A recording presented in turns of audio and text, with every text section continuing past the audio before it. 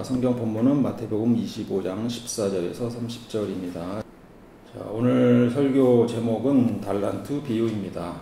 달란트 비유는 워낙 잘 알려져 있어서 종교와 관계없이 많은 이들에게 아주 익숙한 이야기입니다. 교회 주일학교부터 수없이 많이 회자되는 내용이기도 합니다.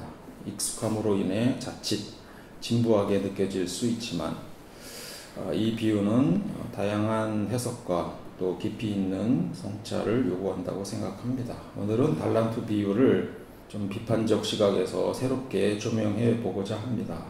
이에 앞서 먼저 오늘의 질문을 드리도록 하겠습니다. 본문에서 달란트 이 비유의 교훈은 무엇일까요? 네, 대답 안 할 줄 알았어요.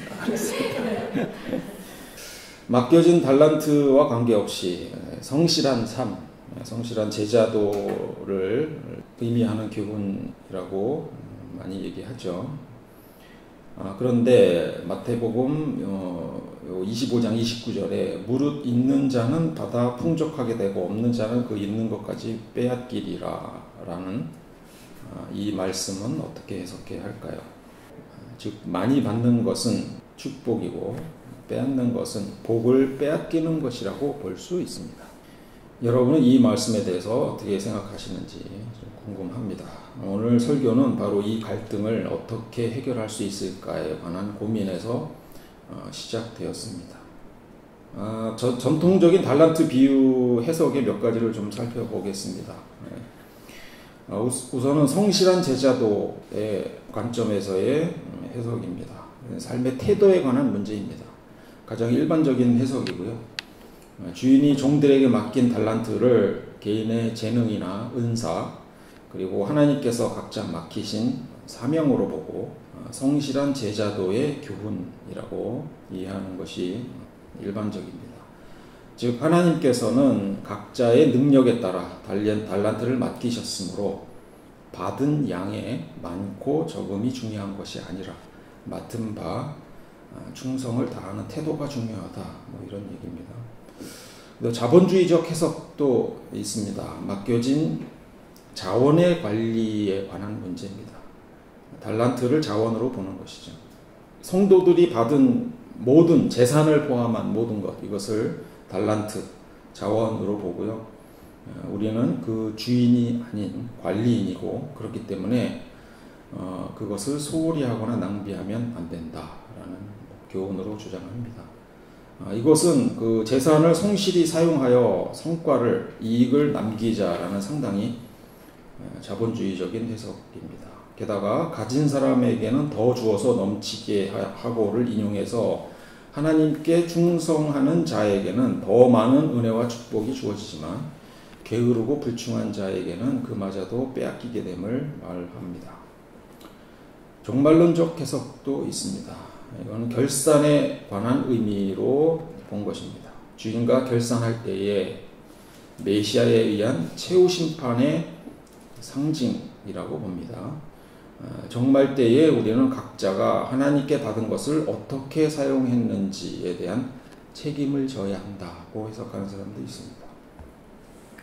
또 기존 세력에 대한 비판으로 사용하기도 합니다. 특정한 종파 사람들, 사두개인이나 바리새파 사람들이나 이런 사람들을 비난하기 위해서 사용하기도 합니다. 한 달란트를 받은 사람은 하나님께 받은 사명과 계시라는 그 보화를 자신들이 만든 전통이나 규정들 밑에 묻어버렸다. 이렇게 보는 것이죠. 그 다음에 복음 전파라고 해석하는 사람도 있습니다. 종들에게 맡겨진 재물은 복음을 상징한다고 좁게 해석하는 사람도 있습니다. 그래서 열심히 복음을 전파해야 한다 이렇게 주장합니다. 제가 문제로 제기한 29절 한 달란트를 빼앗아서 10달란트 가진 사람에게 주어라. 가진 사람에겐 더 줘서 넘치게 하고 갖지 못한 사람에게는 있는 것마저 빼앗길 것이다. 29절이죠. 그거를 의미 있게 분석한 건 어쨌든 자본주의적 해석이고요. 나머지는 큰 비중을 두는 것 같지는 않습니다. 자, 비판적 시각으로 이들을 조금 보도록 하겠습니다. 우선 비유의 문학적 구조인데요. 일반적으로 이야기에서 가장 중요한 내용은 극적인 순간이 드러나기 마련이죠. 즉 분위기를 조성하고 긴장감을 쌓아가다가 맨 마지막에서 그런 극적인 이야기를 풀어나가는 구조가 되겠습니다. 이제 이렇게 보면 달란트 비유는 5달란트에서 시작해서 2달란트, 1달란트로 점차 적어지는 것을 볼 수 있습니다. 그러니까 이 이야기가 긴장감이란 측면에서 보면 5달란트를 남긴 종의 성공으로부터 시작해서 2달란트, 결국에는 이익을 남기지 못한 이런 상황으로 이제 점점 빌드업 돼가는 과정이 됩니다. 그래서 1달란트도 남기지 못한 상황에는 도대체 어떻게 되는 것인가라는 궁금증을 유발하는 그런 구조라고 봐야 할 것 같습니다. 결국 이 이야기는 1달란트를 받은 종이 아무런 이익을 내지 못한 상황을 어떻게 이해해야 하고 그에게 어떤 결말이 닥칠지에 대한 이야기다라는 얘기입니다. 결국 이 1달란트마저 빼앗기고 바깥에 어두운 곳에 쫓겨나는 결말을 맞게 됩니다. 자, 이제 이 배경에 대한 몇 가지 내용을 좀 정리를 해볼 필요가 있을 것 같습니다. 여기서 빼앗긴다라는 내용이 나오는데 빼앗는다라는 표현은 사실 좀 적절치 않아 보입니다. 왜냐하면 원래 주인의 것이기 때문입니다. 그러니까 한국어 번역이 오해를 불러일으킬 수 있다고 생각을 해서 봤더니 영어로는 take away 쓰고 있고요.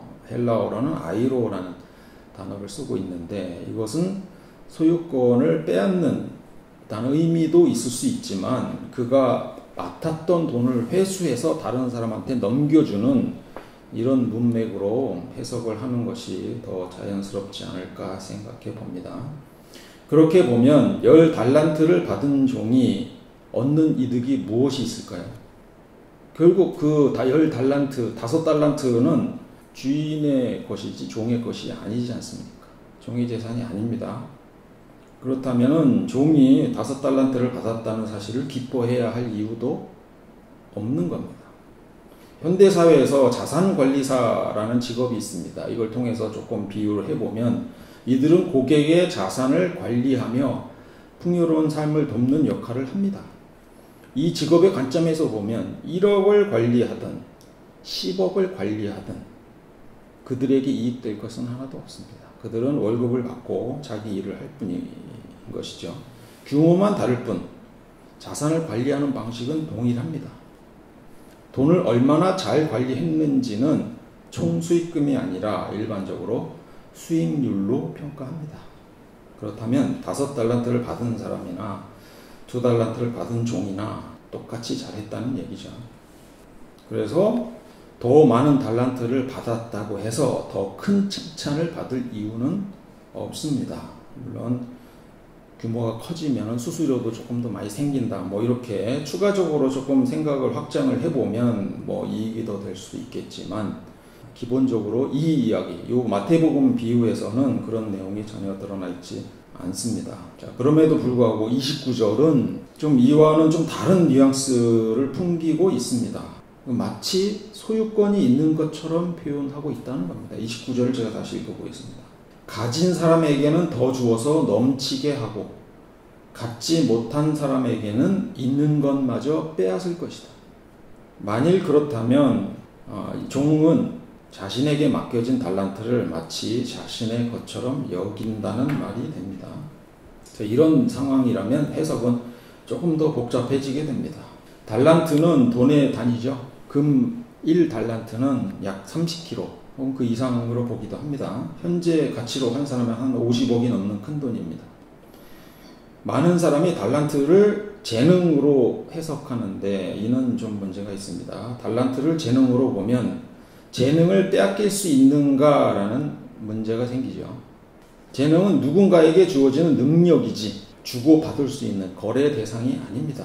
재능으로 해석하는 건 좀 한계가 있습니다. 오히려 각 사람의 능력에 따라 15절에 이렇게 나와 있는데 이것을 보면 능력에 따라 달란트를 나누어 주었습니다. 따라서 능력과 달란트는 별개의 개념이라는 것입니다. 예를 들어 현대교회에서 이렇게 말할 수 있습니다. 임무를 맡기면서 직분을 주면서 너 능력에 따라 달란트를 줬으니까 이건 당연히 네가 감당해야 할 몫이다 라고 얘기를 한다면 그건 다른 얘기죠. 그건 달란트. 능력은 달란트가 아닙니다. 그러니까 능력과 관계없이 일을 무조건 맡기고서는 이건 네 달란트니까 네가 감당해야 할 몫이라고 말할 수 없다라는 겁니다. 그러니까 원래 있는 능력만큼 달란트를 주어야 하는데 이렇게 활용이 되기도 합니다. 자, 그래서 또 다른 측면에서 이 비유를 종들에게 맡겨진 달란트, 재물을 단순히 복음, 계시, 사명으로 좁게 해석하는 사람들도 있는데 이것도 한번 재고해 볼 필요가 있을 것 같습니다. 선교를 강조하는 설교에서, 교회에서 그렇게 풀이할 수도 있겠지만 이것이 뭐 본래 의미다라고 말하기는 좀 어려울 것 같습니다. 그냥 저는 재물을 그저 주어진 일 또는 역할 정도로 넓게 보는 것이 더 적절할 것 같습니다. 또 이 비유가 또 하늘나라는 이런 사정과 같다로 시작합니다. 이 비유가 단순히 신실한 제자도 혹은 복음 전파 아니면 그런 사명을 상징한다면 굳이 하늘나라를 언급할 필요가 있을까라는 생각이 드는 것입니다. 그러한 덕목은 윤리적, 도덕적 덕목은 하늘나라라는 것을 빼고도 얼마든지 설명이 가능하기 때문입니다. 만약 이 비유를 특정 행위와 연결한다면 신실해야 하늘나라에 갈 수 있다는 식으로 행위론적으로 해석을 할 수도 있습니다. 이는 우리의 열심과 노력이 구원의 핵심 요소가 된다는 의미로 해석될 수도 있고 오직 믿음을 강조하는 교파에서는 조금 불편한 구절이 될 수도 있습니다. 저는 이 비유가 우리가 맡은 바 역할을 충실히 감당해야 한다는 행위론적 교훈을 담고 있다고 봅니다.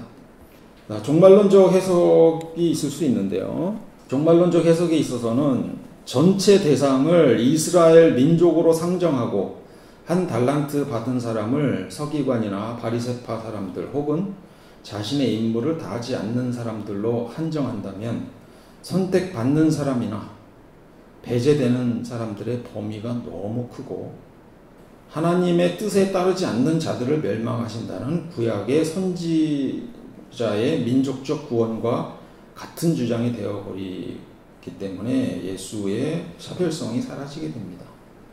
예수의 사역 대상이 많아봐야 수십 명, 수백 명 정도였다고 생각을 해보면 달란트 비유가 민족 전체에게 주어진 보편적인 계명을 얘기한 것이라고 보기는 어렵습니다. 이 메시지는 민족 전체가 아니라 비유를 직접 듣고 있던 예수의 제자들이나 그를 따르던 소수의 사람들을 대상으로 전한 메시지였다고 보는 것이 옳을 것 같습니다.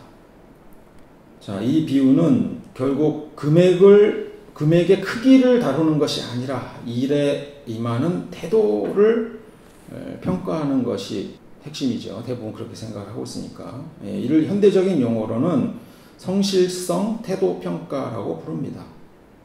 직원의 책임감이나 근태처럼 일하는 과정에서의 자세와 역량을 중요하게 본다는 의미입니다. 그런데 29절은 그와 모순된 내용이 들어 있습니다. 가진 사람에게는 더 주어 넘치게 하고 갖지 못한 사람에게는 있는 것마저 빼앗을 것이다. 이것은 결국 달란트의 양, 즉 결과도 중요하게 여긴다는 것으로 해석될 수 있습니다. 표면적으로는 주어진 일만 열심히 하면 된다라고 말하는 듯하지만 실제는 결과적으로 많은 것을 부여받고 또 많은 것을 남겨야 한다는 메시지도 동시에 담고 있는 것입니다. 이 비유의 마지막은 주인이 돌아와서 종들과 결산하는 장면입니다. 여기서 말하는 결산은 무슨 의미가 될까요?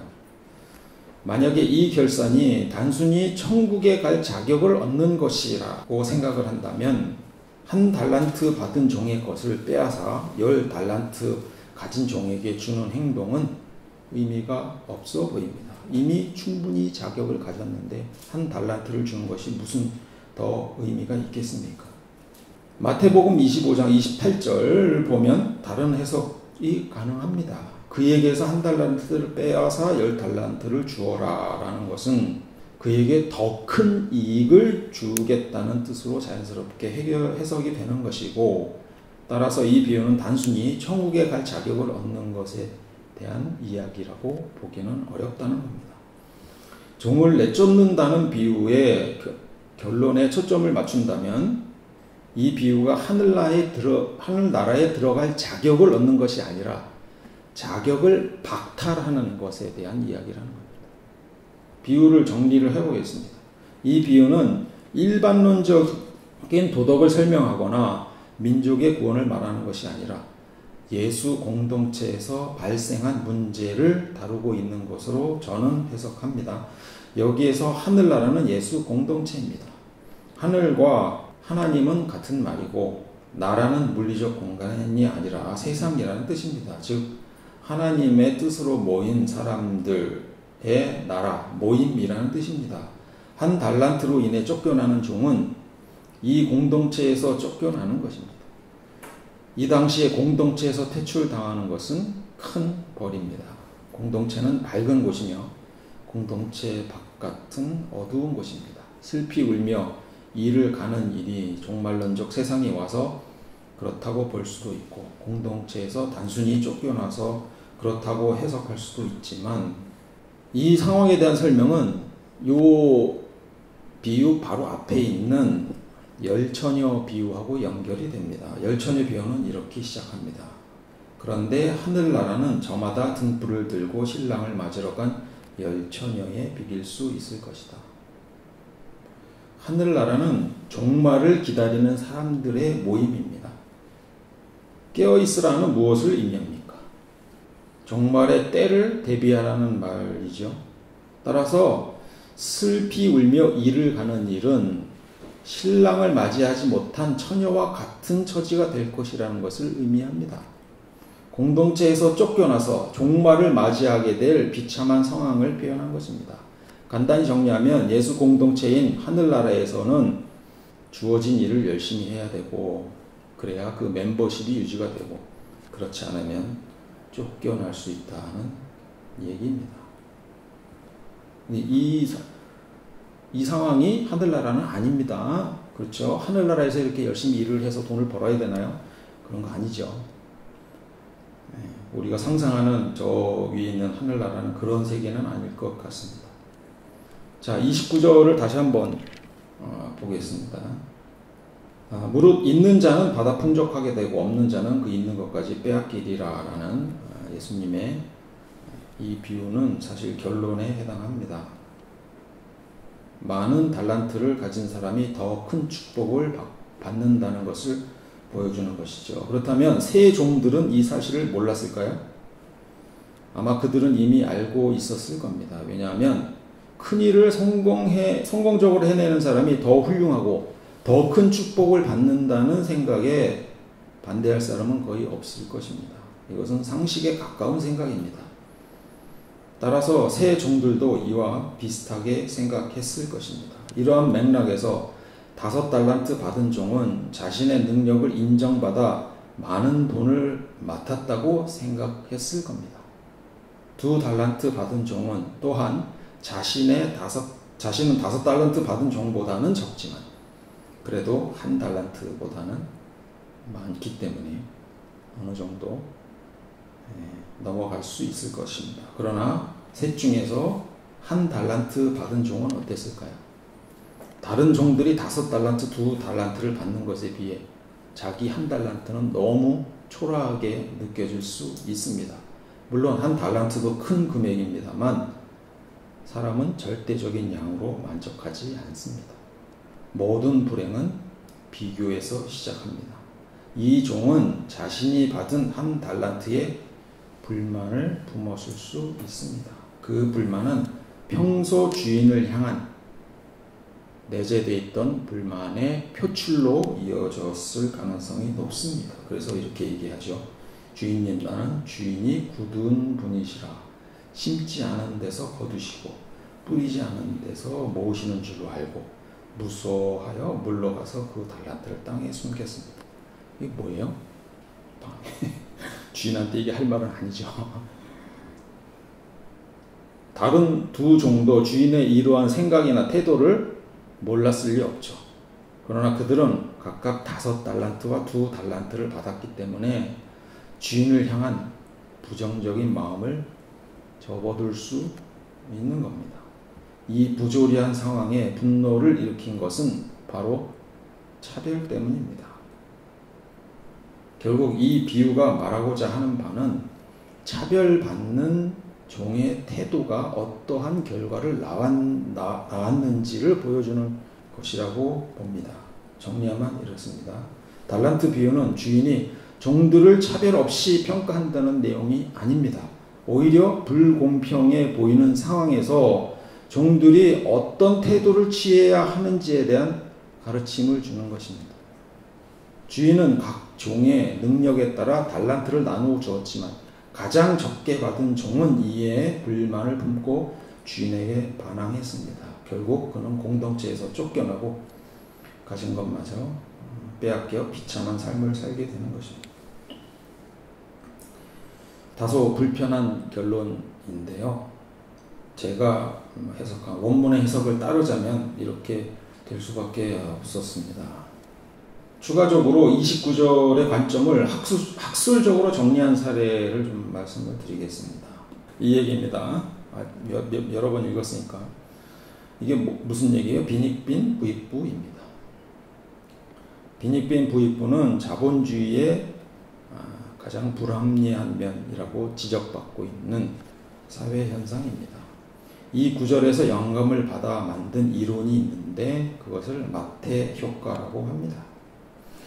로버트 K. 멀튼이라는 사람이 1968년에 사이언스지에 The Matthew Effect in Science라는 제목으로 논문을 게재하면서 알려졌습니다. 이미 혜택을 가진 사람이 더 많은 혜택을 누리고 덜 가진 사람은 기존 혜택마저 잃어가며 점점 더 큰 격차를 발생하게 하는 누적적 우위 현상을 설명하는 사회학적 개념입니다. 멀튼은 과학 분야에서 이 마태 효과를 관찰하고 설명했는데요. 그 핵심 원리는 다음과 같습니다. 누적적 이득입니다. 초기 성공이나 유리한 조건이 시간이 지나면서 눈덩이처럼 불어나게 됩니다. 그래서 한 번 성공은 더 큰 성공으로 계속 이어지는 현상입니다. 보상과 인정의 불균형입니다. 이미 명성을 얻은 과학자에게는 새로운 연구비 지원이나 논문 인용 등 더 많은 기회가 주어지고 그래서 연구 성과가 더 쌓이게 되는 반면 무명 과학자는 비슷한 연구 성과를 내더라도 상대적으로 적은 주목을 받게 되는 현상입니다. 또 구조적 불평등입니다. 마태 효과는 개인의 능력 차이를 넘어 사회 시스템 자체가 불평등을 재생산하고 심화시키는 경향을 보여줍니다. 예를 들어 명문대 출신이 더 좋은 직장에 쉽게 취업하고 더 빨리 승진하는 현상도 이 현상이라고 볼 수 있습니다. 마태 효과는 자본주의 사회에서 극복해야 할 혹은 보완해야 할 사회 문제입니다. 그런데 달란트 비유에서는 오히려 이러한 현상을 당연하게 말하고 있는 점이 역설적입니다. 물론 이 비유가 당시에 빈익빈 부익부의 문제를 간과했을 수 있습니다. 본래 이야기는 한 달란트를 받은 종이 게으름을 피워 꾸짖음을 받는데 초점을 맞추고 있는 겁니다. 하지만 비유의 기저에 많은 것을 가진 것은 축복이고 없는 것은 형벌이라는 사고방식이 깔려 있습니다. 이 비유가 능력에 따라 더 많은 것을 받는 능력주의와 빈익빈 부익부의 현상을 정당화하고 가난한 사람들의 처지를 이해하기보다는 그들의 태도를 비판하는 것처럼 느껴지는 것도 사실입니다. 그렇지만 지금의 우리는 이 시대의 어떤 한계도 고려해야 되지 않을까 싶습니다. 오늘날처럼 복잡한 사회 문제가 드러나지 않았던 당시에는 이러한 사고방식이 당연하게 여겨졌을 수 있습니다. 주어진 일에 충성해야만 살아갈 수 있었던 그런 시대였기 때문입니다. 따라서 이 비유를 이해할 때는 이러한 시대적 배경을 염두에 두고 그 교훈을 받아들이는 것이 좋을 것 같다는 생각입니다. 결국 성경은 해석의 문제라는 것을 다시 한번 생각해 봅니다.